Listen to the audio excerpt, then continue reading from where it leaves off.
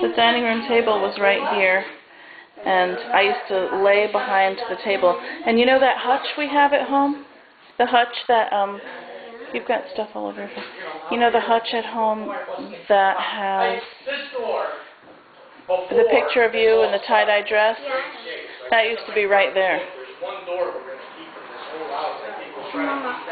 The next day, I found the door on the floor here. They broke it. And this is where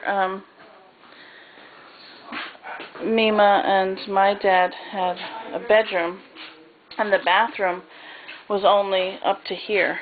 See? So you'd go into the bathroom right here.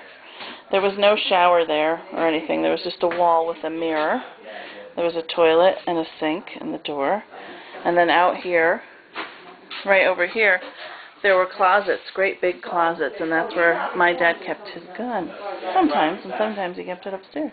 So we're going to take the radiators out. His gun that was for target shooting? Yep, the one that I just got.